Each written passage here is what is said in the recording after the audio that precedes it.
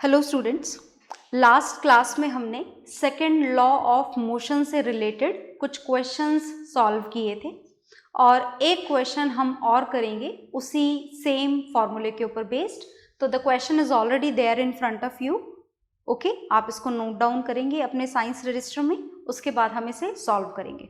और एक बार अगर आप ट्राई करना चाहें तो बहुत अच्छा होगा, आप पॉज करके क्वेश्चन को देख के अपने आप ट्राई करें और उसके बाद में आप सोल्यूशन देखें अगर नहीं आता है तो। ओके, चलिए तो हम शुरू करते हैं, ध्यान से देखिएगा। इस क्वेश्चन को स्टार्ट करने जा रहे हैं हम। क्वेश्चन बहुत ध्यान से समझना है कैसे हम इसे सॉल्व करेंगे। तो अ फोर्स ऑफ 5 न्यूटन, फोर्स कितना प्रोवाइडेड है यहाँ पर 5 न्यूटन। लिख लेते हैं, जो जो भी चीज़ें प्रोवाइडेड है उन्हें हम नोट डाउन कर लेते हैं। तो first physical quantity which is given है is this force which is denoted by the symbol capital F and its value is given here, this is 5 Newton. A mass m1 and acceleration of 8, बड़ा important question है, ध्यान से सुनिएगा, है ना। A force of 5 Newton gives a mass, या gives आएगा, मैं लिख देती हूँ, gives a mass m1, मतलब अगर ये फोर्स इस मास m1 पर लगाया जाए जिसकी वैल्यू हमें प्रोवाइडेड नहीं है, सिंबॉलिक फॉर्म में ही इन्होंने हमको दे रखा है। तो दोबारा देखते हैं, a force of 5 newton gives a mass m1 and acceleration of 8 metre per second square. तो मतलब ये है कि 5 न्यूटन का फोर्स इस m1 मास पर लगाया जा रहा है, जिससे इस m1 मास में जो एक्सेलरेशन प्रोड्यूस हो रहा है वो कितना है, 8 मीटर पर सेकेंड स्क्वायर। आ गई बात समझ में। अब हम यहाँ पर लाइन खींच लेते हैं क्योंकि केस 2 स्टार्ट होने वाला है। तो केस 2 ध्यान से देखिएगा। Now and a mass m2 and acceleration of 24 metre per second square, मतलब सेम फोर्स है। कितना फोर्स है, 5 न्यूटन का। अब जो ये सेम फोर्स है ये किसी दूसरी बॉडी पर लगाया जा रहा है जिसका भी मास हमें वैल्यू की फॉर्म में गिवन नहीं है, सिंबॉलिकली गिवन है। तो हमने सिंबॉलिकली नोट डाउन कर लिया m2। ध्यान से देखो दोबारा से, and a mass m2 and acceleration of 24 metre per second square, मतलब ये फोर्स जब m2 मास पर लगाया गया तो एक्सीलरेशन कितना प्रोड्यूस हुआ, 24 मीटर पर सेकेंड स्क्वायर। अब देखो बाकी का क्वेश्चन तो हम बाद में पढ़ेंगे, पहले काम की बात सुनो। काम की बात यह है कि दोनों ही केसेस में फोर्स सेम था, यहाँ भी 5 न्यूटन और यहाँ भी 5 न्यूटन, मासेस अलग थे, इसका m1 और इसका m2, तो एक्सेलरेशन भी अलग प्रोड्यूस हुए। इसमें 8 मीटर पर सेकेंड स्क्वायर का एक्सेलरेशन और इसमें तो खतरनाक एक्सेलरेशन प्रोड्यूस हो गया 24 metre per second square. Is it okay.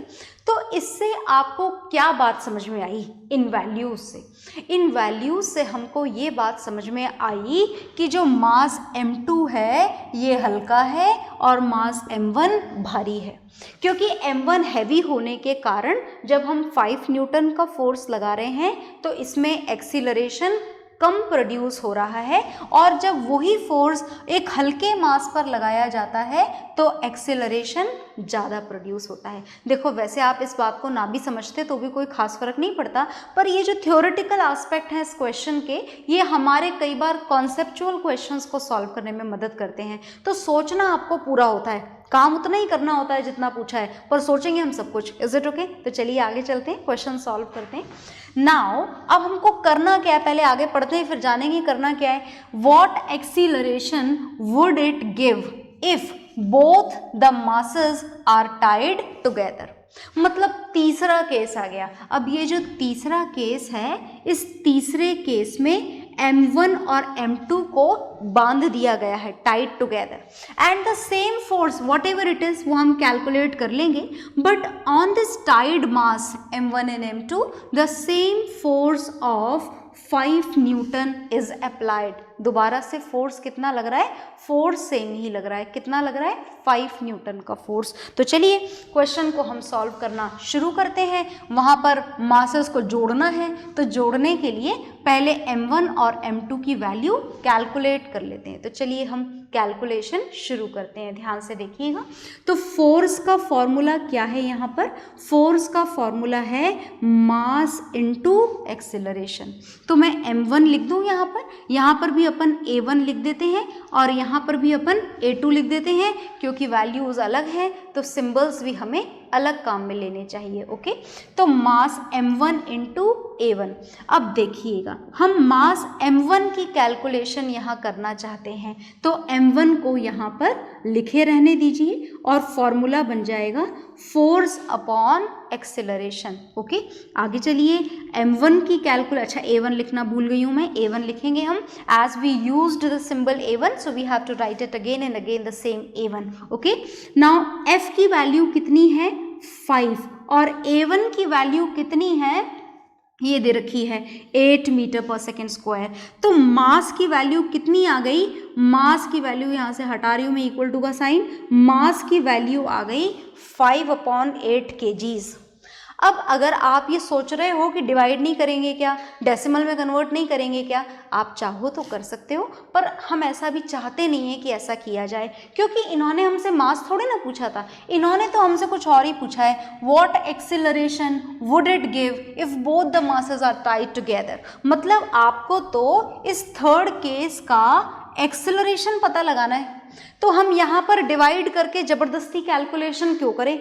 एक तो बात ये कि हम बिना फालतू की कैलकुलेशन क्यों करें, और दूसरी बात एक और है, इसको डेसिमल में हम कन्वर्ट नहीं करना चाहते, क्योंकि डेसिमल में कन्वर्ट करने से हमारी कैलकुलेशन एक तो बढ़ जाया करती है और कभी कभी गलत भी हो जाया करती है। So try to leave the values in the fractions only if that is not the final answer. Final answer को फ्रैक्शन में मत छोड़ देना, ठीक है। तो चलो आगे चलते हैं, और ये मास हमारा आ चुका है m1 5/8 kg।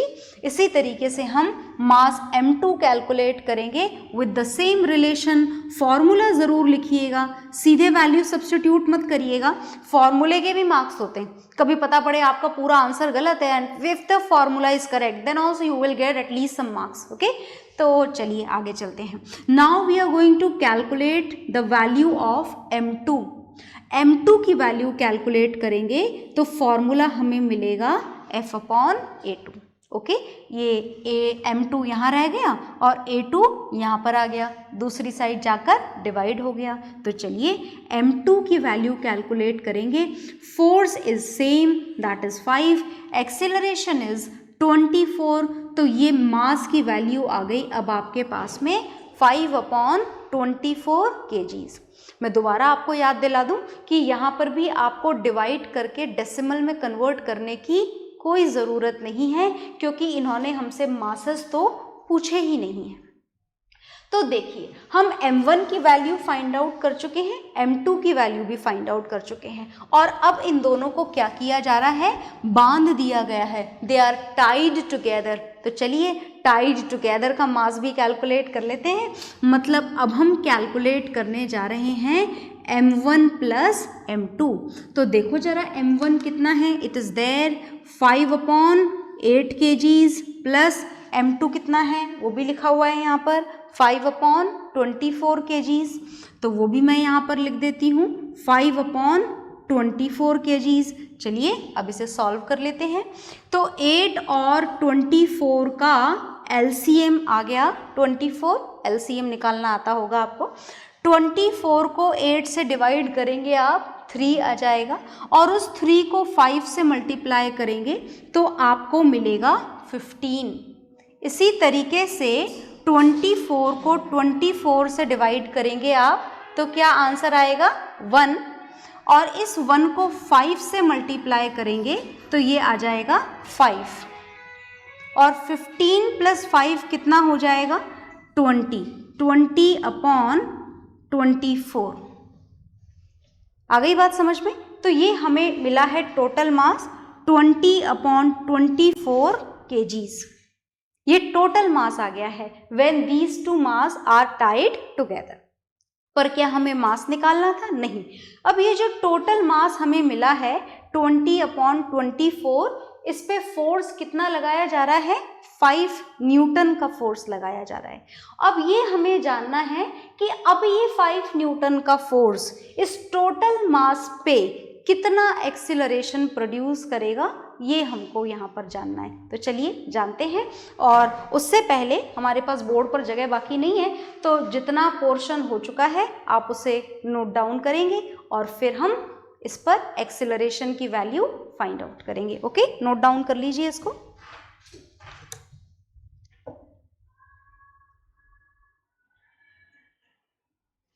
तो आपने इसे नोट डाउन कर लिया होगा। अब जो हमारे पास में इतना सा पोर्शन काफ़ी है, तो मैं इतना ही रफ कर रही हूँ, देखिएगा ध्यान से।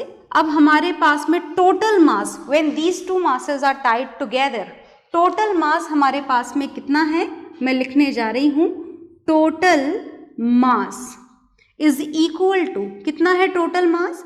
20 अपॉन, देखो अभी तक भी हमने इसे डेसिमल में चेंज नहीं किया है और ज़रूरत भी नहीं है चेंज करने की। Okay, you can solve the question in the same way.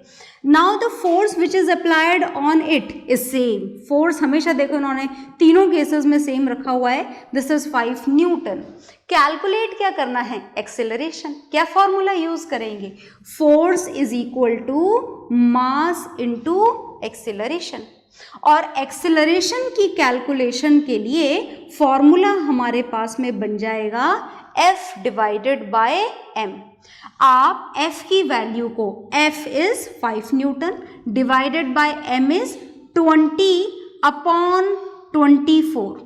इस 24 को ऊपर ले जाएं तो ये 24 यहाँ पर मल्टीप्लाई हो जाएगा। Is it okay? आ गई बात समझ में? मैंने डायरेक्टली मल्टीप्लाई कर दिया है, आपको आ गया होगा समझ में। ये 5 से कैंसिल हो जाएगा 24 टाइम्स और 4 से कैंसिल हो जाएगा 24 6 टाइम्स।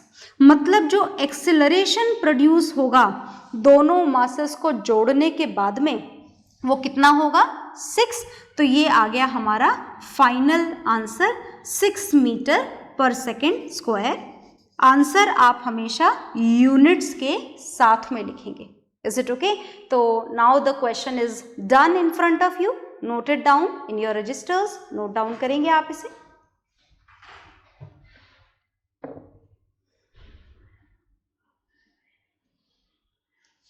तो आपने इसे नोट डाउन कर लिया होगा और नोट डाउन करने के बाद में अब कुछ न्यूमेरिकल्स आपको जो होमवर्क में मिलेंगे उन्हें आप सॉल्व करिएगा। फिलहाल हम न्यूमेरिकल्स से आगे बढ़ते हैं थोड़ा सा, और जो अब हम शुरू करेंगे, this is Newton's third law of motion. Second law of motion is done, खत्म हो गया है हमारा सेकेंड लॉ ऑफ मोशन। और अब हम थर्ड लॉ ऑफ मोशन शुरू करने जा रहे हैं।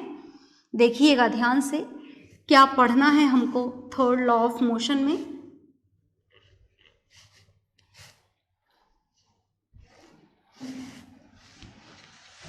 हाँ जी, तो हम थर्ड लॉ ऑफ मोशन शुरू करेंगे। देखिएगा, बहुत ध्यान से सुनिएगा, बड़ा अच्छा सा लॉ है ये। This is third law of motion. क्या है ये थर्ड लॉ ऑफ मोशन? बड़ा सिंपल सा है। क्या है थर्ड लॉ ऑफ मोशन? सुनना ध्यान से। देखो जी, ये बच्चा है एक, है ना, ठीक है, और इस बच्चे ने पैरों में पहन रखे हैं, समझ गए ना क्या पहन रखे हैं? स्केट्स। Is it okay?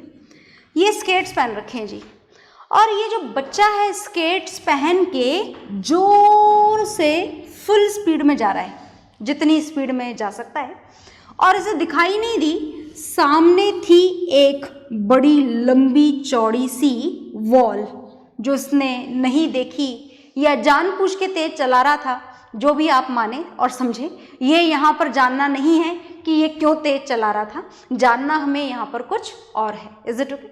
तो जब इस बच्चे ने जोर से स्केट्स चलाए और जोर से स्केट्स चला के वॉल पे टक्कर मारी, तो इस तरीके से जब ये वॉल से टकराया तो टकराते वक्त इसने वॉल पर क्या अप्लाई किया? फोर्स अप्लाई किया। क्या अप्लाई किया? फोर्स। पुश किया ना, push and pull applied on any body is known as force. तो जब ये बच्चा इस वॉल से टकराया तो टकराते समय इसने वॉल पर क्या अप्लाई करा? फोर्स अप्लाई करा। Is it okay? तो बस ये दीवार पर फोर्स अप्लाई करेगा और दीवार चुपचाप बैठी रहेगी, ऐसा होगा क्या? नहीं, दीवार थोड़ी ना चुपचाप बैठी रहेगी, दीवार भी फोर्स लगाएगी इसके ऊपर बदले में। ऐसा होगा? बिल्कुल होगा। So what ever the force is applied by this boy on the wall, ये जितनी जोर से वॉल से टकराएगा उतनी ही जोर से वॉल भी इस बॉय के ऊपर क्या लगाएगी? Force.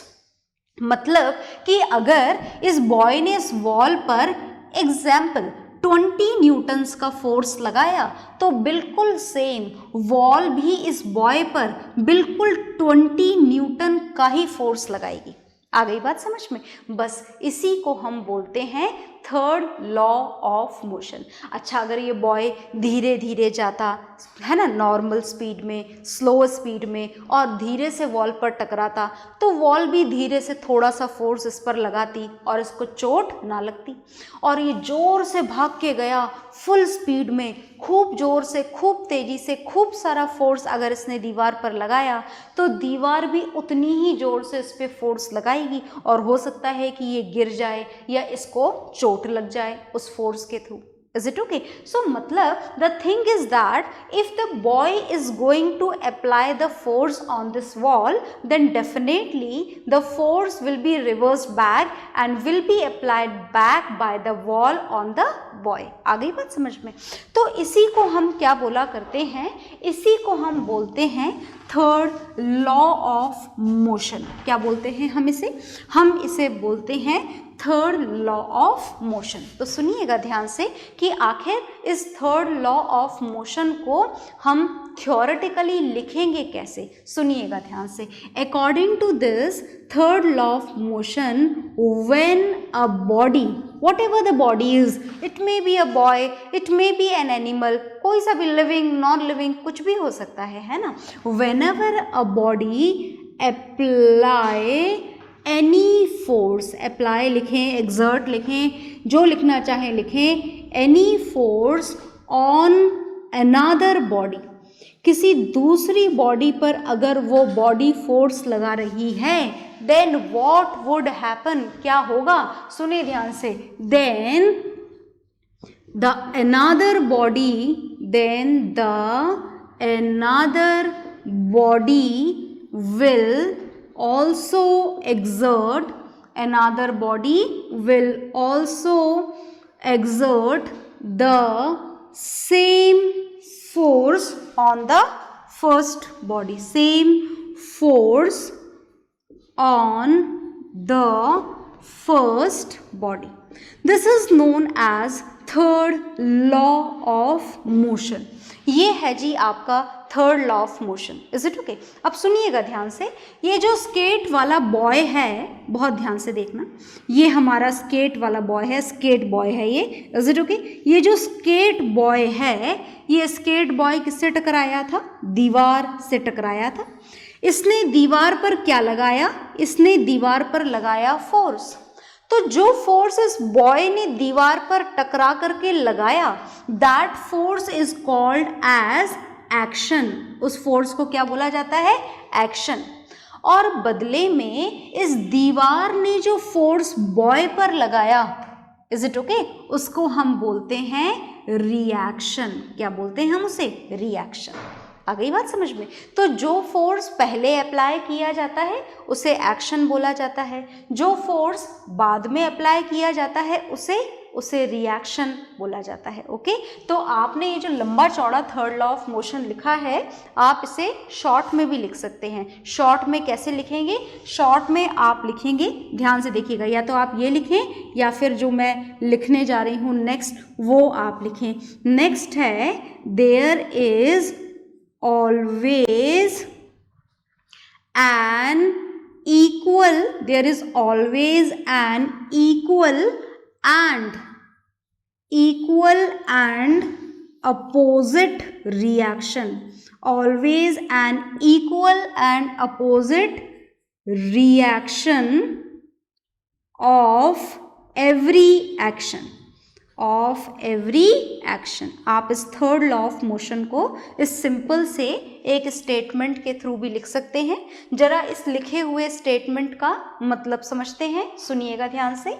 There is always an equal and opposite reaction. Is it okay? जो आपने एक्शन करा है और जो रिएक्शन हो रही है वो हमेशा कैसी होगी? Equal and opposite. इस इक्वल एंड अपोजिट का क्या मतलब है, एक बार और जान लेते हैं। इक्वल वर्ड का मतलब जानना है एक तो हमको, और इक्वल वर्ड के साथ में हमको एक और वर्ड का मतलब जानना है, विच इज रिएक्शन। दोनों का मतलब जानना है। तो चलिए मान लीजिए कि इस बॉय ने दीवार के ऊपर फोर्स लगाया and let it be F1, और इस दीवार ने इस बॉय के ऊपर फोर्स लगाया, लेट इट बी F2। तो ये इक्वल एंड अपोजिट क्या बोलना चाहते हैं? Equal and opposite reaction. Reaction नहीं लिखना है हमें यहाँ पर, हमें लिखना है इक्वल एंड अपोजिट रिएक्शन लिखना है। तो ये इक्वल एंड अपोजिट का मतलब क्या है? इक्वल एंड अपोजिट का मतलब, पहले इक्वल का मतलब जाने। इक्वल का मतलब है F1 is equal to F2। Whatever the magnitude of force is applied by the boy on the wall, that will be same as the force applied by the wall on the boy। दोनों forces बिल्कुल कैसे होंगे? बराबर होंगे। अगर boy ने 10 Newton का force लगाया है तो दीवार भी बॉय पर कितने न्यूटन का फोर्स लगाएगी? 10 न्यूटन का। बॉय ने 20 न्यूटन का लगाया है, जोर से आया है बॉय, तो दीवार भी कितने न्यूटन का फोर्स लगाएगी? 20 न्यूटन का। अब ये अपोजिट रिएक्शन बोलने का क्या मतलब है? अपोजिट रिएक्शन बोलने का ये मतलब है कि देखो, बॉय ने फोर्स इस वाली डायरेक्शन में लगाया और दीवार ने फोर्स इसकी जस्ट अपोजिट डायरेक्शन में लगाया। बॉय ने दीवार पर फोर्स लगाया और दीवार ने बॉय पर फोर्स लगाया। मतलब जो एक्शन और रिएक्शन जो हो रहे हैं, they are always applied on two different bodies. Action और रिएक्शन कभी भी सेम बॉडी पर अप्लाई नहीं होंगे, हमेशा कैसे होंगे? अपोजिट बॉडी पर अप्लाई होंगे। आ गई बात समझ में? तो ये तो ठीक है कि अपोजिट बॉडी पर अप्लाई होंगे, डिफरेंट बॉडी पर होंगे, reaction is always equal and opposite. पर हम इस इक्वल वर्ड को तो देखो हमने सिंबॉलिकली लिख दिया यहाँ पर कि F1 is always equal to F2। इस अपोजिट वर्ड को कैसे लिखें? तो बहुत ध्यान से सुनिएगा। ये जो फोर्स है ये एक वेक्टर क्वांटिटी है। कैसी क्वांटिटी है? वेक्टर। और वेक्टर क्वांटिटीज में जब आपको अपोजिट बताना हो, अपोजिट इंडिकेट करना हो, तो आप क्या साइन लगाते हो? नेगेटिव। तो F1 और F1 is equal to minus of F2। मतलब ये दोनों फोर्सेस बराबर तो होंगे, पर कैसे होंगे? अपोजिट डायरेक्शन में। एक फोर्स इधर लग रहा है तो दूसरा फोर्स उसकी जस्ट अपोजिट डायरेक्शन में लगेगा। F1 is always equal to minus F2। याद रखिएगा, मैं दोबारा आपको बता दूं, this minus sign indicates the opposite direction. Minus sign indicates the opposite direction of reaction. ये किसको इंडिकेट करता है? Opposite direction. किसकी opposite direction? Opposite direction of reaction. Is it okay? So this third law of motion with a figure is there in front of you। आप इसको properly यहाँ तक till the end पूरा इसे आप नोट डाउन करेंगे। Is it okay? तो कर लीजिए नोट डाउन।